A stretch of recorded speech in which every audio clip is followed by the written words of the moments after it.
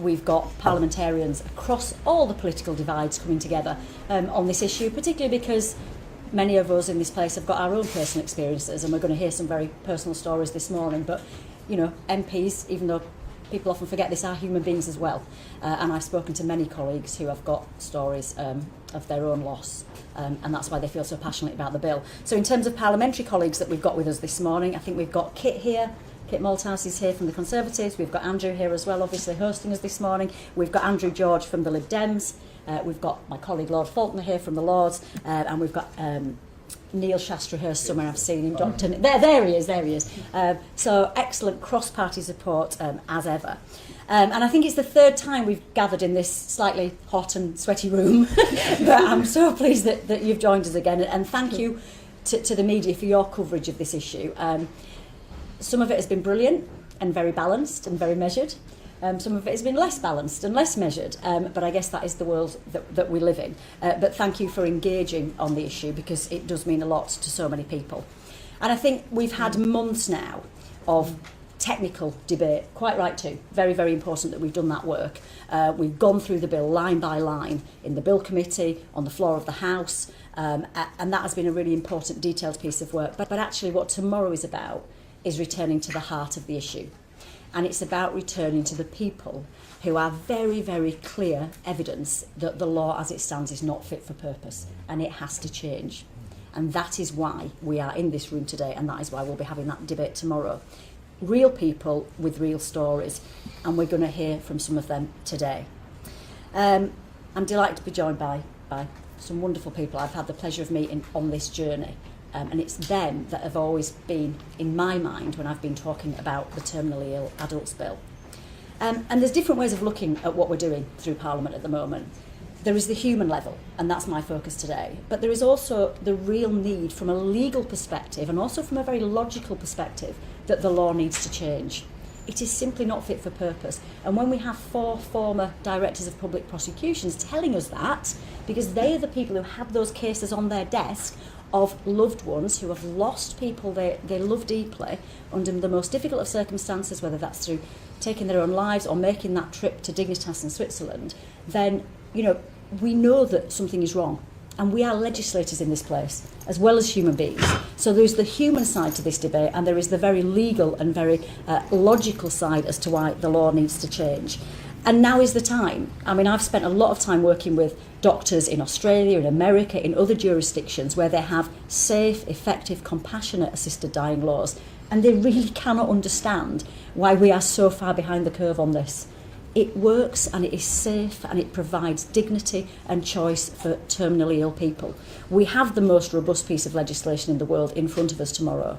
And I know that many colleagues have engaged very closely with the legislation and will make their decision based on those facts and that evidence, and that cannot be disputed. But we need to do something, and we need to do it quickly. So I'm going to crack on, and we're going to hear from the people whose voices really matter. To give you their names, and I'll let them tell you their story. We're going to start with the amazing, inspirational Sophie Blake. Thanks so much, Kim. These on. Hello, my name is Sophie Blake, and I have been living with stage 4 secondary breast cancer for 3 years. I was told on May the 6th, 2022 that my primary breast cancer, which I was diagnosed with in 2020, had spread to my lungs, liver, abdominal lymph node, pelvic bone and on my skin. I had always supported the right to assisted dying long before my diagnosis. I have lost family members and friends to terminal cancer since I was a child, and have known too many to suffer, even with excellent palliative care. I have never understood how we allow dying people to suffer such harrowing and cruel prolonged deaths when hundreds of millions of people across the world can take control at the end of life and choose a compassionate death.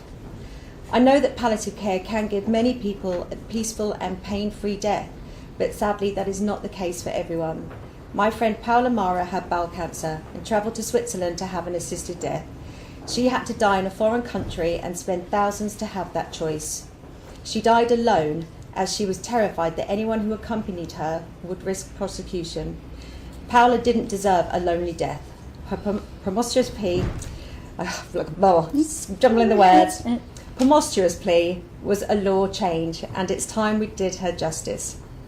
In my campaigning for law change, I have met people whose loved ones have taken their own lives in awful ways because they were denied the safe and compassionate choice of assisted dying. This is a tragedy and we cannot let it continue. But we will if we do not change the law. I have a huge passion for life and I'm focusing on making memories with my 18-year-old daughter Maya and my loved ones. For me, this is not about wanting to die, but to be able to live the rest of my life with the peace and comfort of having choice. I have come to terms with the fact that my life has been shortened and I do not fear death, but I do fear how I'll die. I am allergic to most opioids, so the thought of not being able to control any pain and suffering hangs over me. I want my daughter and my family's last memories of me to be of happiness and of wonderful times, not being left traumatised by seeing me in agony. Terminally ill people reach out to me all the time because they too want this choice.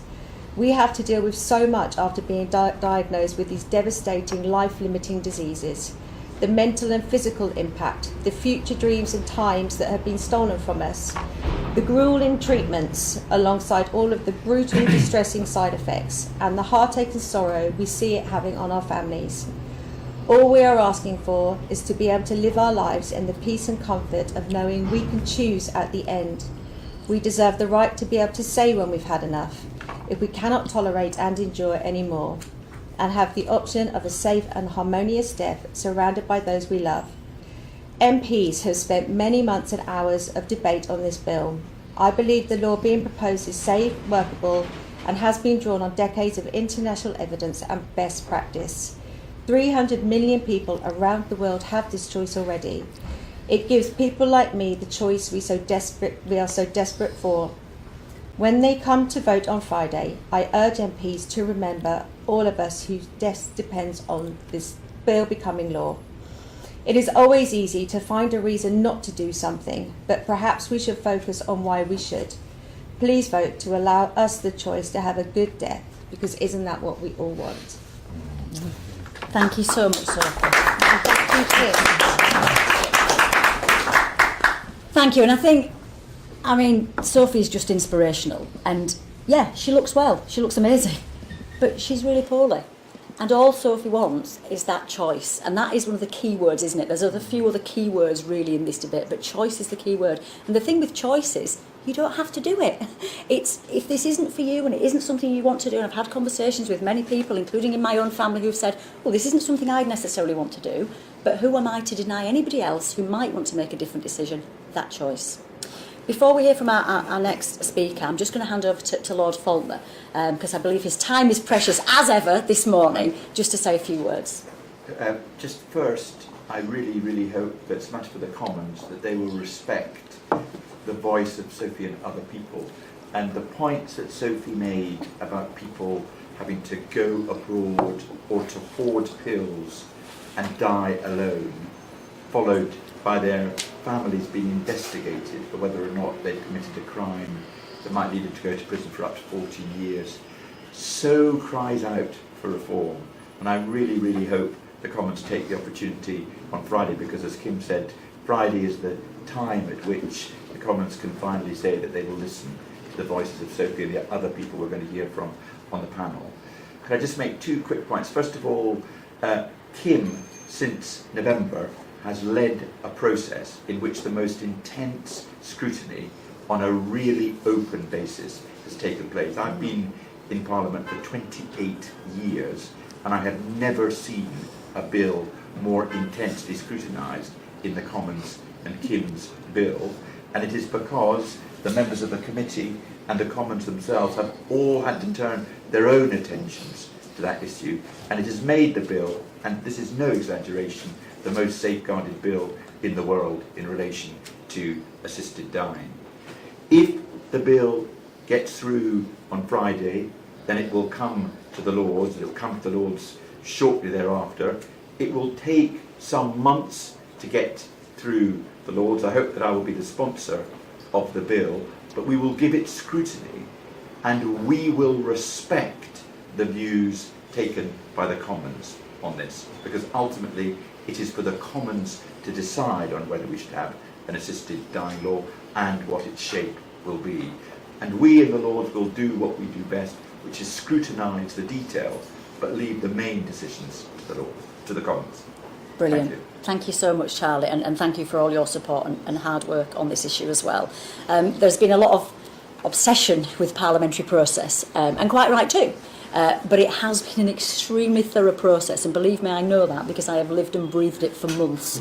And that scrutiny and that process will continue indeed, should the bill, and I desperately hope it does, be taken through to the Lords. So I'm going to hear from another amazing woman now, and I've met many amazing women and men, but many amazing women on this journey, I have to be honest, the sharing of their stories has been the thing that's kept me going, to be honest, because it has been tough. I'm not going to pretend otherwise.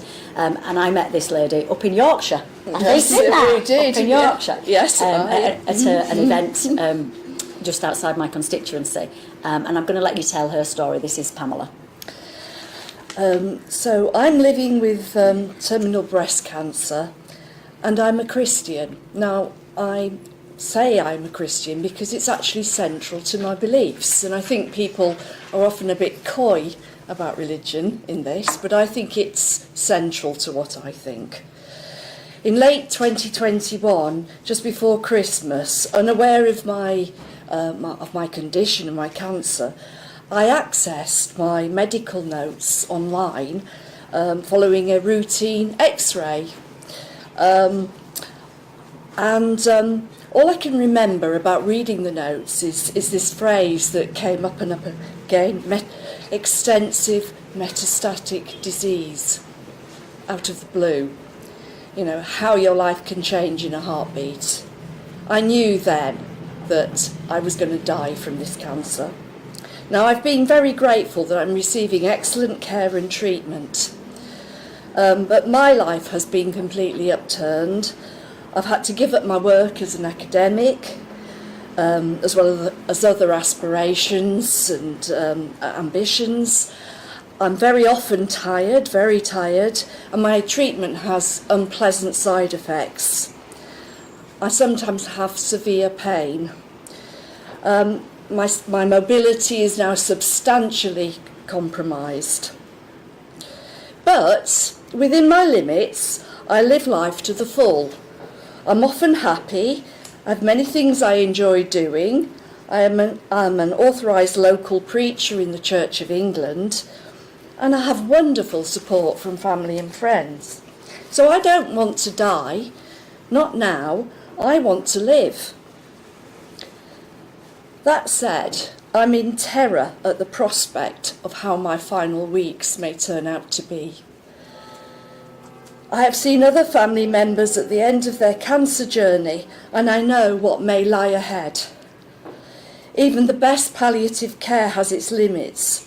This is the dead weight of fear that I carry around with me. I'm not asking anybody to shorten my life. In supporting the bill, I seek the option to shorten death for me and for eligible others in our final weeks, should our pain and suffering prove unbearable and we make this choice.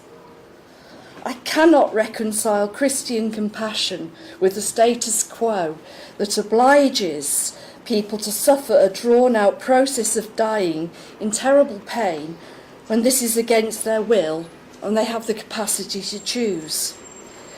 Now, in the religious debate against the bill, the phrase "the sanctity of life" is often used as a weapon against the bill. Now, the sanctity of life is rightly central to Christian faith, and for me, the sanctity of life is about honouring the life of every individual, and this necessarily includes providing the care and the treatment that they need, and of course, excellent palliative care. I completely reject the assumption that the sanctity of life requires terminally ill people to undergo a distressing and painful death against their will. I disagree with those that say it is God alone who decides how and when we die. Yes, life is a gift from God to be honoured, but it's nonsensical to say that assisted dying is wrong because suffering is part of God's plan for us. I find it incompatible with my conception of God. That a terminally ill person may effectively be tortured by being kept alive when this is against their will. My God is not a harsh and controlling God. My God is a God of love, a God who asks us who invites us to work with him to create conditions of greater compassion and society.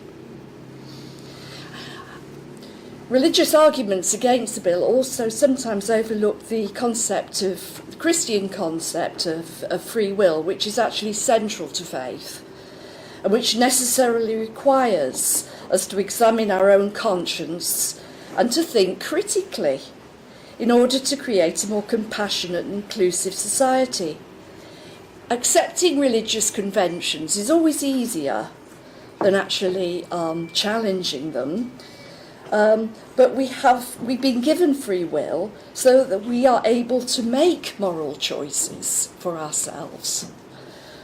And after all, Jesus died on the cross because he refused the religious conventions of his day. Assisted dying should be one option within a range of palliative care choices. The evidence in other jurisdictions shows us that palliative care improves when assisted dying is legalised. But even excellent palliative care has its limits. Every day in this country, people with terminal illnesses are dying in extreme pain and suffering. This is permitted by the current legal status quo, which offers no humane escape from an agonising death. Others take matters into their own hands, or if they're fortunate enough to have the means, they go to Switzerland. I hope and pray that enough MPs will continue to have the courage to vote for assisted dying, for the minority of dying people in their last months or weeks who seek the release of a peaceful and humane death. This is a call for compassion. Oh, Pamela.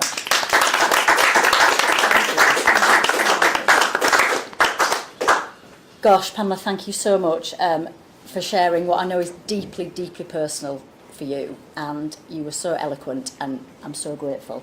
The other thing that I remember when I first met Pamela was you talked about your own fear, but you also talked about your husband. Yes. And you talked about your concern that if things did get really bad, that he would want to help you, but he would then potentially face prosecution, and that was something you were really concerned about. Absolutely, yes, absolutely. So there's different layers to it. There are, and he is a tower of strength to me, and he is so behind this campaign too, simply because, well, he loves me and he does not want to see me in extreme pain and suffering. Thank you so much, Pamela. And again, and I've made this point repeatedly, we've talked about palliative care. This is not either or. Palliative care is amazing. We have got some of the best people working in palliative and end-of-life care that we could possibly have in this country. And that is a choice for people as well. And, in the bill, doctors discuss all the different options with the patients that are available to them. And palliative care will be able to meet people's needs, and that's fantastic. But sadly, not everybody's. We're going to hear now for another inspirational human being that I've met during this journey, who has got another very difficult story to tell. And again, I will acknowledge every time people tell these stories, it takes energy, and it's exhausting, isn't it? Yeah. Particularly when you're already poorly. So I appreciate everything that you're doing today, but I'm going to hand over now to Anil. My father, Ian Douglas, suffered from secondary progressive multiple sclerosis. He was terminally ill and took his own life in February 2019. On the evening before the day he died, I came home and found him still alive, but it was clear he wanted to go. Hours passed.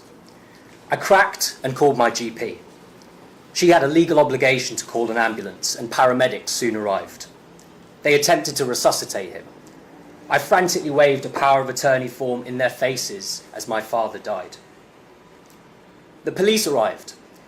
3 detectives were soon in my kitchen while my father's body was on the living room floor. The house was searched. His iPhone, iPad and computer were confiscated. My phone was confiscated. I had to give a witness statement a couple of days later.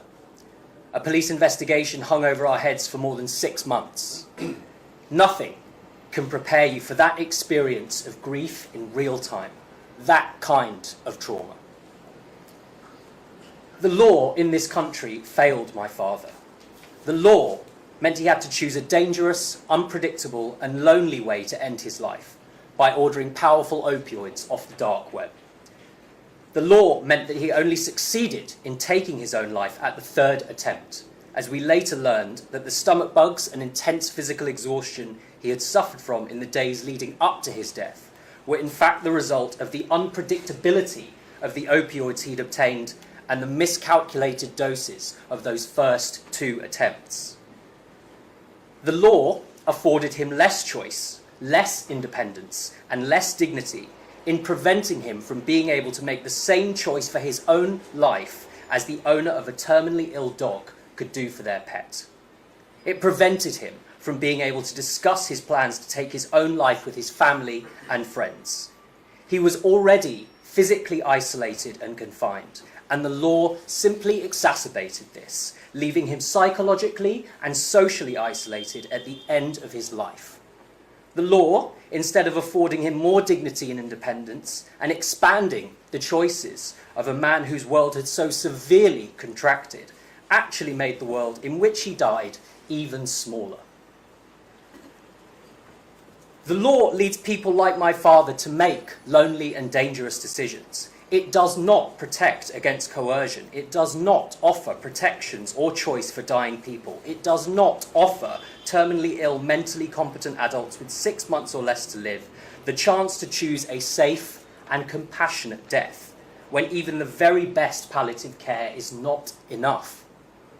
It leads to lonely, dangerous, traumatic deaths. In a letter he wrote to be read out at his funeral, my father said the following, and I quote, "I would like it on record that had we more sympathetic assisted dying laws in this country, in all probability I would still be alive today."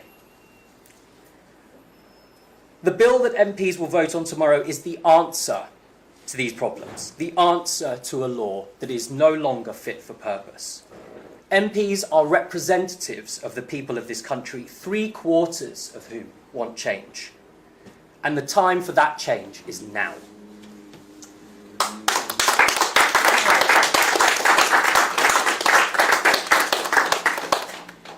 Thank you, Anil. Thank you so much for sharing that story. And what makes me so sad about stories like yours and others is your dad, from what you've told me, was a brilliant man, a great man, and you've got so many happy memories of him.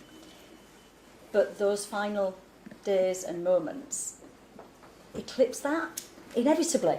And that is just so, so sad. And I've met so many people who say the same thing. And it takes a long time to reconnect with the happy memories and the many years and the brilliant relationship that you had with your loved one because of that very deeply traumatic experience. And not just the experience, but then the police investigation after the experience. And the police have got to do their job, because legally that's what they've got to do. They can't, I had a gentleman who lives in my constituency, his wife, she tried to take her own life once, and then she tried again, and she succeeded, and he gets the knock on the door from the police. He's grieving, he's bereaved, he's lost the woman he's spent his entire life with, and now the police are there confiscating belongings. I mean, that just can't be right. It just cannot be right. Thank you, Anil. Okay, now another amazing person I've met several times on this journey, been by my side all the way, and told me her story very early on, and we really connected. And yeah, I'm very pleased that she's here again today. I'm going to hand over to Katie. My name's Katie. I joined the campaign in April 2024 because of my wonderful and much missed mum, Alison Fenner. In June 2022, she was diagnosed with the cruel and heartbreaking disease, motor neuron disease. It is a neurodegenerative disease that slowly takes away your faculties and your life until you have to rely completely on those around you, for personal care, for enjoying life and accessing the things that you need and want. For my mum, this was the complete opposite of everything she was and who we knew her to be. Mum was an independent and intelligent person who loved achieving, exploring and learning new things. Once she was in a wheelchair and unable to use her hands, and slowly losing the ability to speak and sing. All these things were being taken away. Being an academic, she had researched MND, and she knew what was in store for her at the end of her already significantly shortened life. It terrified her. Therefore, she made the decision very quickly that she would go to Dignitas in Switzerland. This was because an assisted death is not currently available in the UK. So commenced the weeks and months of subterfuge, secret planning and proving of eligibility. My sister and I were not told until the next November, because Mum was so scared of what us knowing would mean for us. The moment she told me, I knew our lives would change, and I felt a huge weight on our shoulders. Not because of Mum. All we wanted was to allow her to have the control she so desperately sought and the dignified death she sought for, but because of how the current outdated law in this country would mean that we could be prosecuted for showing compassion. We had to keep it a secret from everyone. It was so incredibly isolating. The idea that we were deceiving the good people in our lives, who we should have been turning to, was so unbearably upsetting. We are honest people and an honest family. But the existing law made us lie and created a traumatic ordeal in an already hardest time of our lives. Then came the goodbye. At 6 a.m. on a February morning in the dark, my sister and I put our mum in a taxi and watched her get driven away. Mum had decided that we would not go with her because she wanted to protect us. Therefore, Dad had to do it all on his own. He held her hand, he supported her, loved her, and watched her slip peacefully away. To live with dignity and to die with dignity was one of the last things she told us, and it's what she believed in. My dad will always be my hero for what he did. Yet the ordeal for my dad or us was not over. Dad had to endure the journey home without her. Would he get back safely? Already carrying the grief of losing his wife, he now had to navigate his way through an international airport, a lonely flight, and then through customs in the UK. I cannot begin to describe the anxious wait for him at the airport and how devastating it was that he had come back alone, a broken and exhausted man. All because he had selflessly helped Mum with her dying wish. Due to the nature of Mum's death, we never got a funeral or a proper goodbye. There couldn't be a service, something which would have helped us to process what had happened to our family. Instead, we could only scatter her ashes somewhere just for us that we can visit to feel close to her. We have never been approached or investigated, but we have to live with the weight of this every day, that it could happen. We could get that knock at the door. We know what we did was right, for Mum, but due to the disrupted grief, lack of closure and trauma, we feel like we're being punished. It has led to all of us needing counselling to help us to begin to move forward in whatever way we can. I myself have been diagnosed with PTSD for what I have been through. Like I said in a speech at an assisted dying APPG last September where I met Kim, not helping Mum to have the assisted death she wanted would have been the cruelest thing we could have done to a person. Yet presently, this kind of compassion is a crime. Mum was my driver behind my involvement in this campaign, but now along with her and the people I have met in this campaign, it is those that drive it forward. It is the people who this will matter to now. It is the people whose deaths absolutely depend on it. Mum's story is the legacy I'm trying to build, but the bill is the future for choice and dignity. When campaigning as part of the Oxfordshire Dignity and Dying group with some other brilliant members of Dignity and Dying, there was one question that I was constantly asked. How is this not legal in this country? So many members of the public simply cannot believe that it isn't. The public want this. 75% of the country's public have shown their support. It is now up to the MPs to listen to their constituents who have spoken loud and clear. It is our democratic right that as legislators they listen and create a law that is safe and workable, which Kim has created.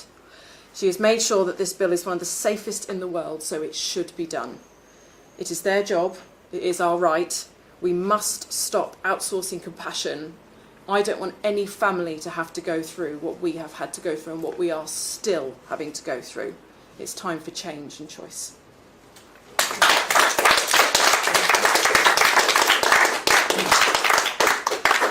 Thank you, Katie. That was brilliant. And I think what I've really learned about this is the idea of going to Switzerland and going to Dignitas is sometimes portrayed as, oh, the easy option. Let's just jump on a plane. Let's just go to Switzerland. No, actually, it's horrible. It's deeply traumatic. The build-up is dreadful for families because of the secrecy, because you can't tell anyone this is what you're going to do. And then the experience, if a loved one does go with that person, you can only imagine how distressing that is. And particularly for me, as Katie referred to there, the journey home. There was one lady I met, and her husband, she was disabled in a wheelchair. Her husband was terminally ill. She had to drive him to Switzerland because they couldn't physically get on a plane themselves. So she drove him all the way to Switzerland, got the ferry, got there, had the death. Now the death itself in Switzerland is described as beautiful and peaceful. That isn't the problem. But then that poor woman then had to get back in the car and drive back with an empty seat next to her, having lost her husband, dealing with grief, dealing with bereavement. How can that be okay? But what we're asking for and what we've put into this bill is not okay. It just doesn't make sense. And then the police, the knock on the door, all the rest of it, that just can't be right, as far as I'm concerned. So I'm going to open up for questions now, but I might just turn to parliamentary colleagues before I do that to see if anybody wants to add any comments. Kit, you've been on this journey with me from the outset. Is there anything you want to add? I don't think so, other than to reinforce what you said, which is beyond the technicalities and the process and the rest of it. What we're trying to do is about these people. And I think if tomorrow can be that focus, and hopefully we'll be set fair for a better future. Yeah. And this is what, you know, we've become obsessed, quite rightly, with this. This is the bill, and this bill matters, and the details of the bill matter. And that has been a really thorough piece of work. But actually, it's about these people.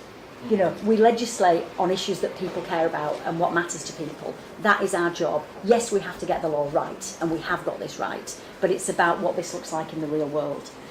Neil, do you want to add anything? Well, firstly, I just want to thank the four members of the panel who have really rooted us back to why we're here.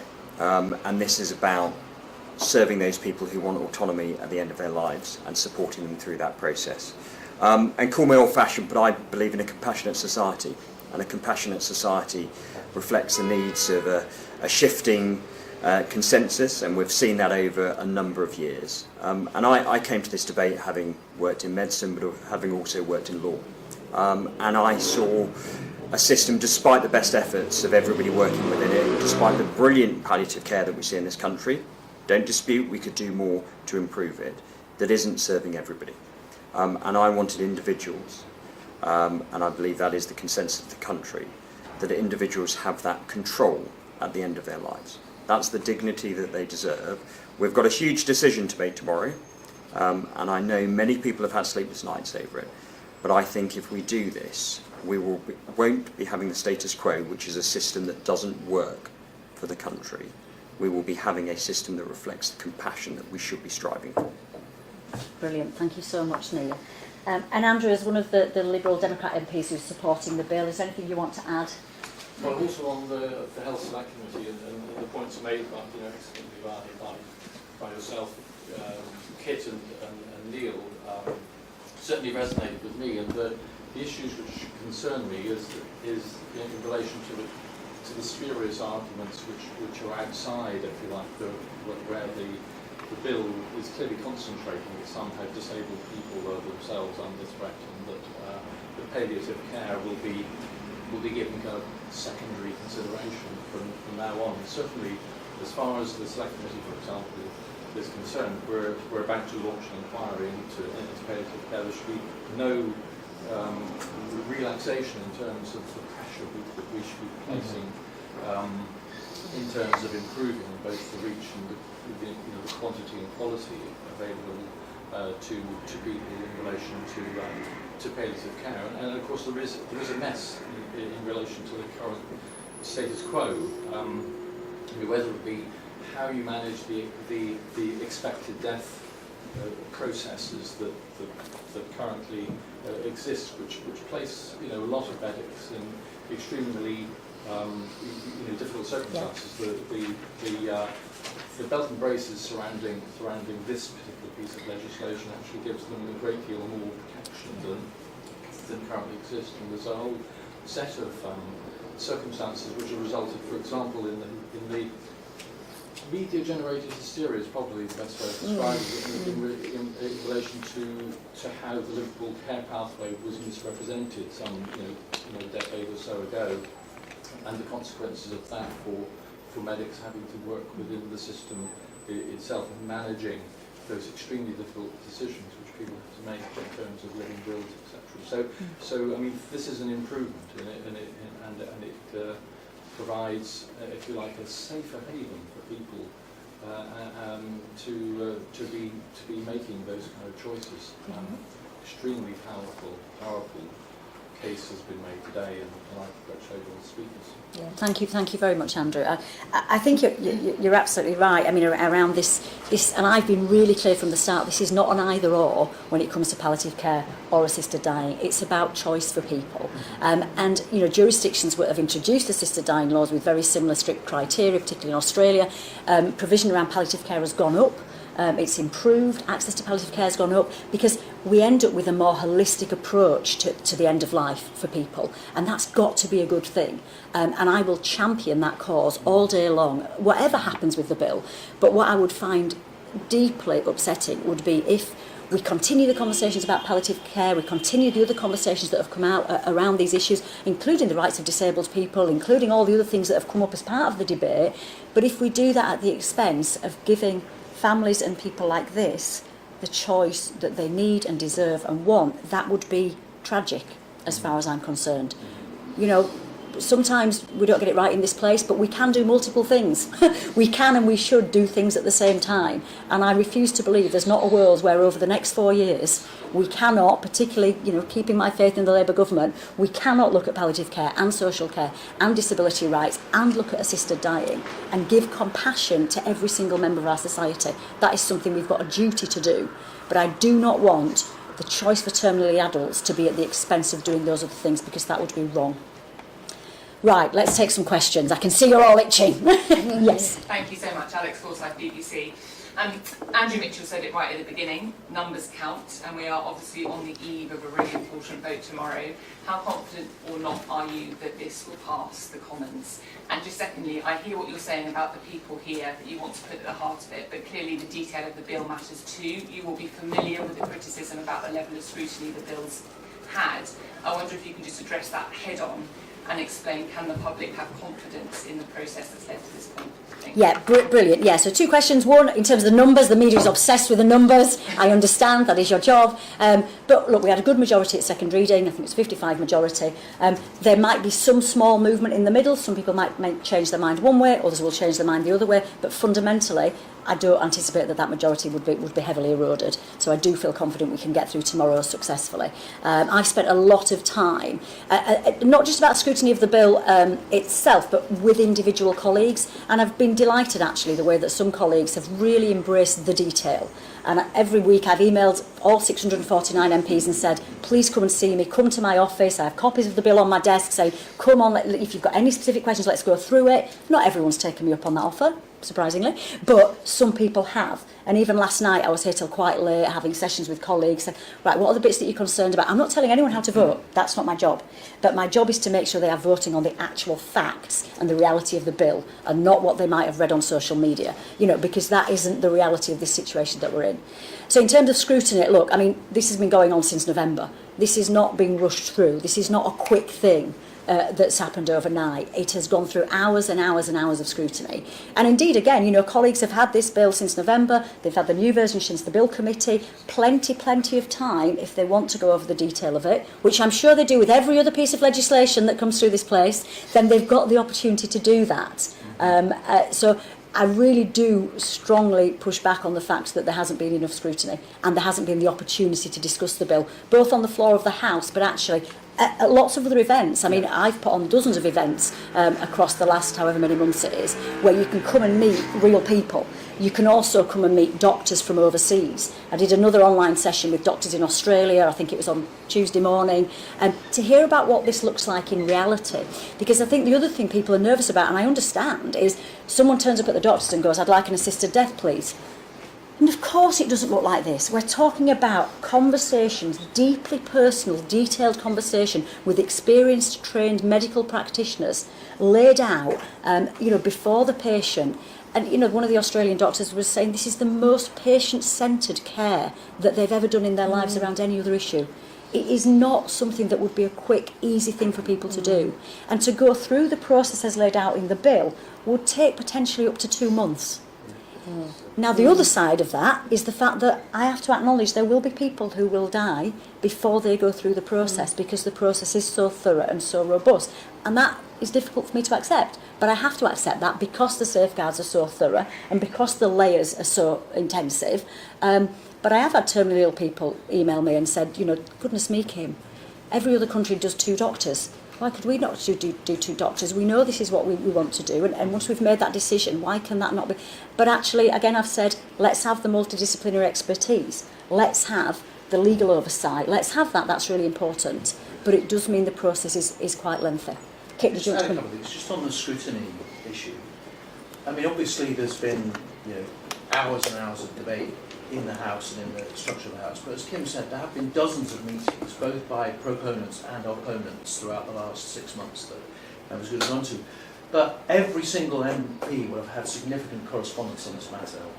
And so they will have had to examine the issues themselves, just to respond to their constituents. Right? The campaigns have been strong on both sides, so MPs have been in the heart of it. And to me, you've got to look for the evidence of scrutiny. Right, so what is the indicated body of scrutiny in this place? Well, over 700, getting on for 800 amendments tells you somebody read it, right? Yes. The fact that through committee and then through report stage, you had such a high level of amendments from so many MPs from across the board, and so many of those amendments were signed by large numbers of MPs, tells you that they had scrutinised the bill, because otherwise, why was there an amendment? Right, so this argument's being run that somehow, I saw this letter, there should be more time. When you look at the evidence and put it, the solid evidence of scrutiny, it's there. Yeah. It's hard to deny. And someone's done a few comparisons with other bills that are coming through Parliament at the moment, so some of the big government bills that are coming through Parliament, and the bill has had far more time than many of them have had. So I really do strongly suggest that if you want to crunch the numbers on the amount of scrutiny it's had, and feel free to do that. Ashish. Thank you to the panel for sharing such powerful testimony. Kim, you would have seen the concerns expressed by at least 3 Royal Colleges this week. The Royal College of Psychiatrists said they're dreading tomorrow. They approach Friday with trepidation. Is that really the sort of language you want to hear from a key profession at the heart of what you're proposing? Surely there must be a way you can engage with these professions. You want them on board. Why not pause the process now? You've started the most important national conversation we've had in a generation. Why not just pause it just for now and get them on board first? So I think a few different points there. Every Royal College has a neutral position on assisted dying. That is the position, and they've come to that over a number of years, precisely because their membership have different views. And I've seen some of the comments from the I think it's the chair of the Royal College of Psychiatrists. I've also had correspondence from other psychiatrists who are actually very supportive of the bill.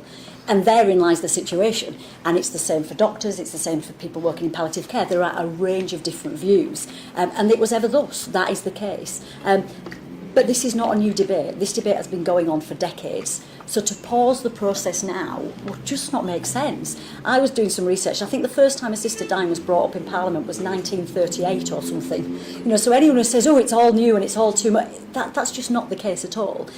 So I'll work with anybody. And I've had a couple of meetings with the Royal College of Psychiatrists. I'm very happy to meet with them again. I've met with the British Medical Association.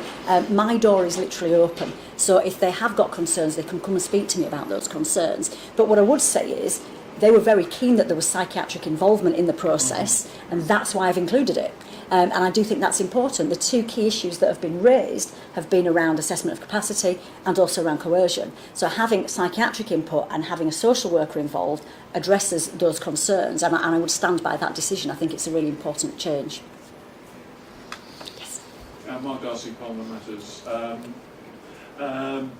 If the bill gets to the House of Lords, chances are there'll be some amendment passed somewhere along the line in the House of Lords. Have you had any assurances that the government will provide you with debating time in the Commons to accept or reject those amendments, because if he doesn't get that time, your bill is killed by any amendment whatsoever.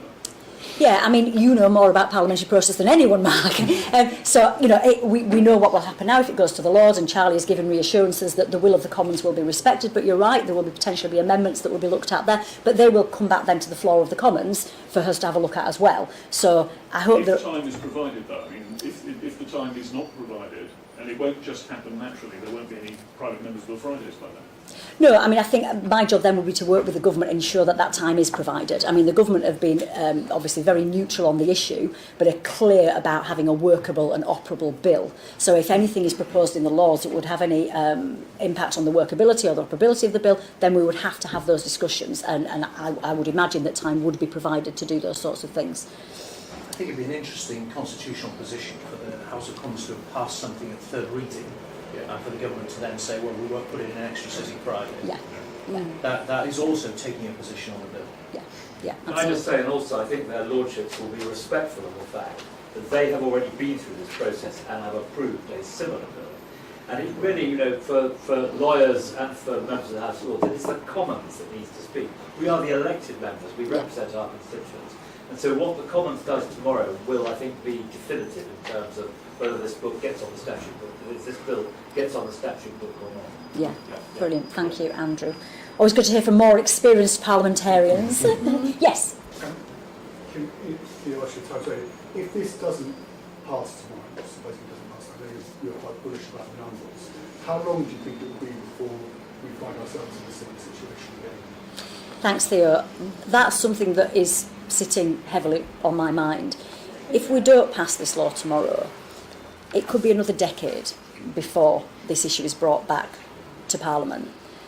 Partly because colleagues have seen what I've been through. And I don't think anyone else would want to do it, quite frankly. But anyway, that's not the point. But, you know, it's 10 years since we last had the vote. 2015 was the vote and the debate last time.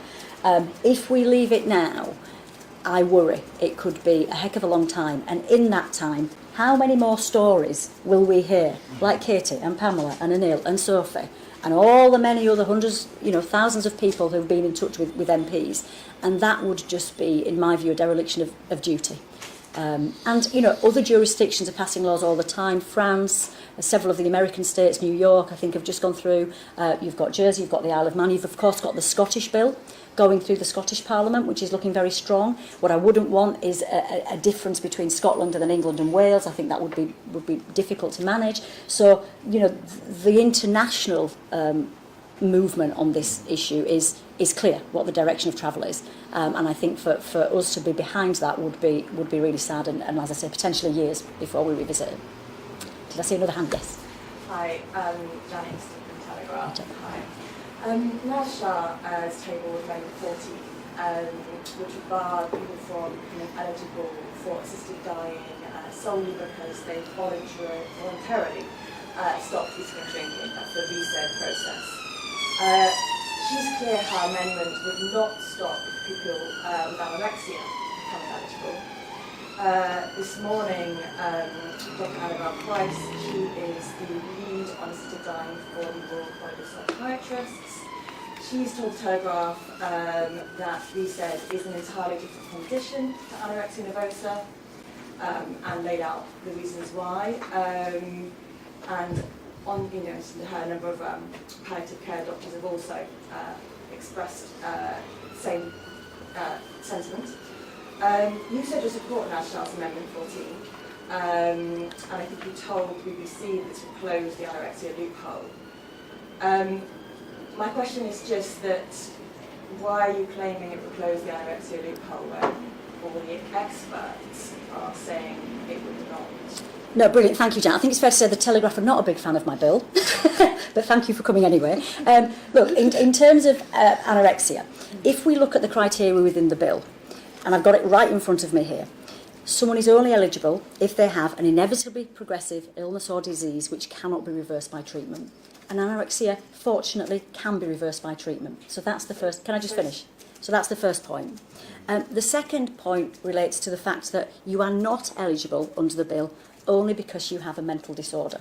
And anorexia is a very severe mental disorder. The other thing is about capacity. Whoever goes through this process will be assessed multiple times for having capacity to make that decision. Someone who is so poorly with anorexia would be virtually impossible to be deemed to have capacity to make that decision by 2 doctors, a compulsory psychiatric referral if either of those doctors have any doubt. And that's before we get to the panel, where we then have a social worker, a legal expert, and a psychiatrist. So those layers of safeguarding would mean that that person would be advised to get the help and support that they need to deal with their condition and not access assisted dying. That person does not need assisted dying, they need help and they need support. So that's a really important point. In terms of Amendment 14, I mean, my understanding was that that was why it was tabled, so that's why I supported it. Very happy to work together on that. But what I don't want is somebody to be able to access assisted dying just from stopping and eating and drinking, and that would be wrong. However, the other point I would make is it is legal in this country to starve yourself to death. That is legal at the moment. So if you say refuse treatment, that's also legal. You can refuse treatment and end your days that way. You can say, I don't want to eat and drink anything else, and that is legal. And there are colleagues in the House who have direct experience of this. They have watched loved ones literally starve themselves to death, and that is not a pleasant process. It is not a quick process. So by putting this in place, it would give those people who felt that that was their only option another choice, a dignified and a compassionate choice. Thank you so much for your response. Can I just push back I've got factually on the first thing you said, which is about the condition being reversible? Yeah. So the case going through the court protection right now, the woman has been anonymised, she's 23, and the trust in that case is arguing that her condition is not reversible. This is because she is so malnourished that they cannot forcibly refeed her because she cannot be held down without risk of cardiac arrest. And do you think that person would be assessed to have capacity to access assisted dying? Been assessed to have capacity. Previously. And she currently cannot be force-fed because a judge ruled that she had autonomy to refuse treatment. Yeah. So what I would say, Janet, on that is that for that individual in that really tragic state to go through this 2-month process, to be assessed to have capacity by 2 doctors, a psychiatrist, a social worker, a lawyer, another psychiatrist, I just think that is not going to happen. There is no world where that's going to happen. And tragically, that person will also die before she goes through that process. I'm going to take questions from someone else, Janet. Anybody else? Yes, thank you. Well, yes, we've seen in other assisted dying laws around the world eligibility being stretched over time. Can you see yourself, if this law does get passed, fighting the broadening of eligibility in this bill, or do you think it's ideal? Yeah, no is the short answer to that. This is my fight. This is the piece of legislation in front of us. The strict criteria are what I stand by. It's the criteria that was voted for at second reading. It's the criteria that will face the House tomorrow. For me, this eligibility is absolutely the right in terms of the parameters that it sets out. But if other MPs tried to stretch that eligibility, would you fight their well, they couldn't. Yeah, I mean, they couldn't do it for this bill. They couldn't do it for this bill. The bill will pass as it stands. Now, if someone brought a bill in 10 years' time, 15 years' time, I'd be very surprised if I'll still be here. But you know, then that would be a matter for another Parliament. But in terms of this bill, this is the right bill at the right time. It's worth remembering that the title of a bill matters. Yeah. Right. So terminally ill adults. Yeah. Life bill. It means that you can't expand the eligibility in the bill, even if you wanted to, beyond those broad criteria. Yeah. And anything would have to pass a vote of the House of Commons, even if it was adjustments down below. Yeah. That's a really good point, Kate, and I've forgotten about this because it's so long ago, but when I put the bill together originally, I could have called it the Assisted Dying Bill, and I didn't do that. I called it the Terminally Ill Adults End of Life Bill, and that sets out very clearly who this is aimed at. Did we have more? Yes. Hi, Lizzie from the Mirror. Hiya, Lizzie. Some critics have raised the impact of running an assisted dying system on the NHS on the kind of resourcing of the wider health service.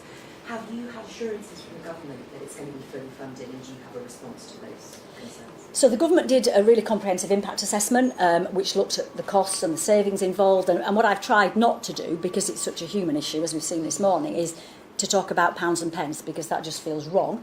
But equally, I understand that, you know, resources are important, but there's nothing in the impact assessment that suggested it couldn't be resourced, and that provides reassurance to me. And I think the other really important point is these are not new patients.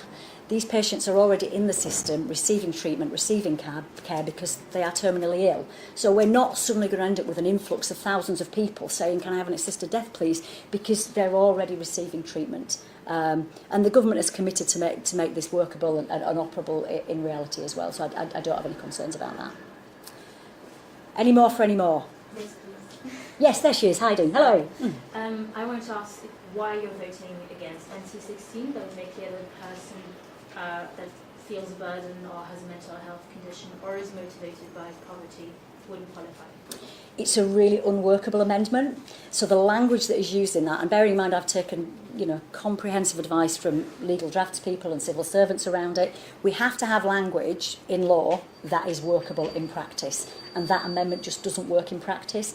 I think there's language like being substantially motivated. Well, how would you possibly determine that? What we have in the bill is a very clear set of criteria, and every single person in the process has to be satisfied that that patient has a clear, settled and informed wish, and that amendment, the language around it just doesn't work in practice. One more, or are we done? We're done. Thank you so much, everybody, for coming. Really appreciate it. And again, thank you for the responsible journalism that you have shown, because that does make a difference. Because even doing an interview this morning, someone said something to me that just wasn't true. So please do, over the next 24 hours and beyond, look at the facts around the bill, rather than some of the speculation or some of the, other sort of commentary that might not be evidence-based. But thank you all for your time and thank you for your support. Could I just say thank you to Kim and so much for all the work. I mean, it's incredible. And thank you to Dignity in Dying as well.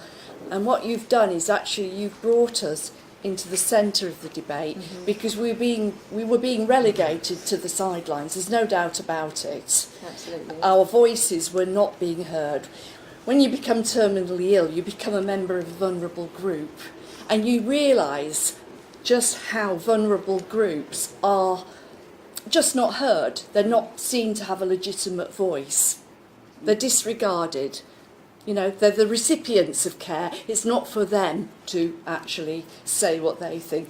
But Kim and Dignity in Dying have changed that, have shifted, have brought us along and brought us into the centre of the debate. Thank you very much. No, thank you, Pamela. What a perfect way to end.